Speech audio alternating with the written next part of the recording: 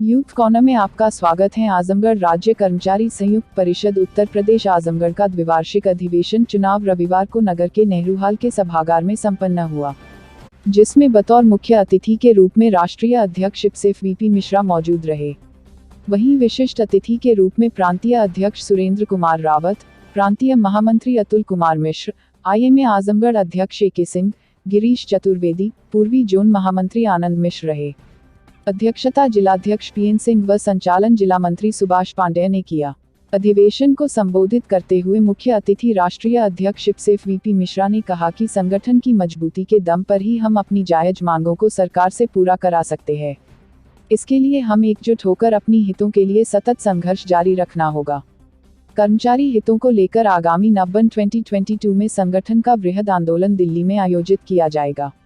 उन्होंने आह्वान किया कि उक्त आंदोलन में भारी संख्या में पहुंचकर कार्यक्रम को सफल बनाने की अपील किया।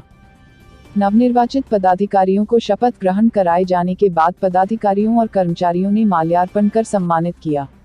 नवनियुक्त जिलाध्यक्ष PN सिंह ने कहा कि कर्मचारी हितों को लेकर मुझे जो भी जिम्मेदारी दी जाएगी उसे पूरा करने के लिए मैं जी जान लगा दूंगा।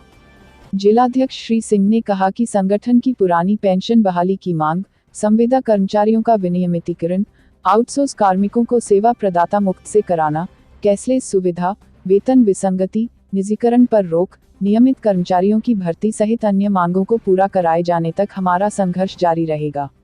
अंत में आगंतुकों के प्रति आभार जताते हुए जिला मंत्री सुभाष पांडेय ने कहा कि कर्मचारी हितों की लड़ाई अंतिम दम तक जारी रहेगा। उन्होंने कहा कि संगठन को मजबूत बनाने के लिए हर तरह से तैयार रहे।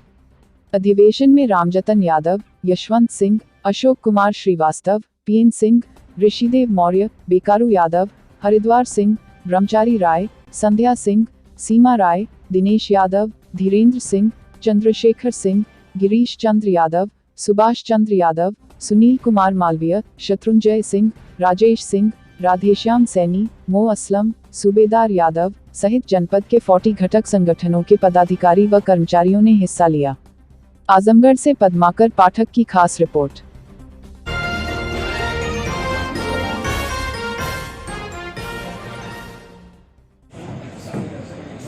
वीपी मिश्रा, राष्ट्रीय अध्यक्ष Indian public service employees federation of India.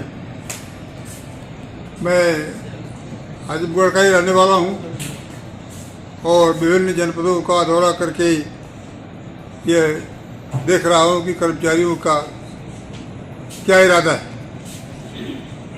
सरकार का इरादा स्पष्ट। सरकार, चाहे भारत सरकार हो या उत्तर प्रदेश सरकार हो, वो निजीकरण की तरफ जा रही है। सरकारी संस्थानों को समाप्त करके प्राइवेट लोगों के हाथ में बेचा जा रहा है। भारत सरकार में जो वहाँ पर एयर इंडिया थी, डिफेंस फैक्ट्रीज थी, BSNL था, NPL था और जो बीमा कंपनी है, इस तरह तमाम जो ऑटोनोमस बॉडी की जो संस्थाएँ थी उनको निजीकरण को दे दिया, बेच दिया। और अब आगे रेलवे बचा है जिसमें भी 50% रेलवे में प्राइवेटाइजेशन हो चुका है, 50% बचा हुआ है। बाकी सभी जो वहाँ कॉरपोरेशन थे और सब जो निजीकरण में चले गए। यहाँ तक कि जो डिफेंस जो फैक्ट्री जो हथियार बनाती है जवानों के लड़ने के लिए, वो भी जो बेच दी गई। इस अधिवेशन के माध्यम से आप क्या कर्मचारी को अपील करना सरकार चाहेंगे? की नीति जो है वो कर्मचारी विरोधी हो रही है और हम निजीकरण का विरोध करते हैं और करेंगे।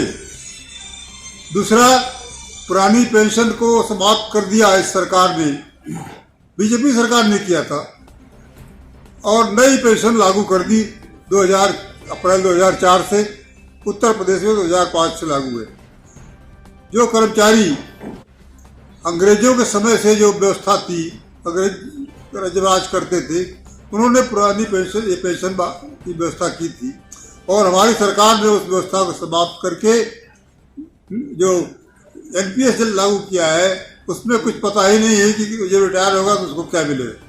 भारत सरकार भी नहीं बता पा रही कि रिटायरमेंट के बाद उस कर्मचारी को कितनी पेंशन मिलेगी। मंत्री पेंशन पाते हैं, मंत्री जो भारत सरकार के पेंशन पाते हैं, प्रदेश के मुख्यमंत्री, मंत्री जो सांसद, विधायक सभी लोग पेंशन पा रहे हैं, बल्कि कई पेंशन इनको मिलती है। जितनी बार ये विधायक बने सांसद, उतनी बार उनकी पेंशन मिलती है। अभी जो पंजाब सरकार ने इसको खत्म कर दिया है, जो नई सरकार आई है आपकी, उसने कहा है जब विधायक जी को, सांसद को एक पेंशन हम देंगे, ये जो कई पेंशन मिलती है इनको हम नहीं देंगे, और उनका हम कर्मचारियों के लिए पुरानी पेंशन को लागू करेंगे।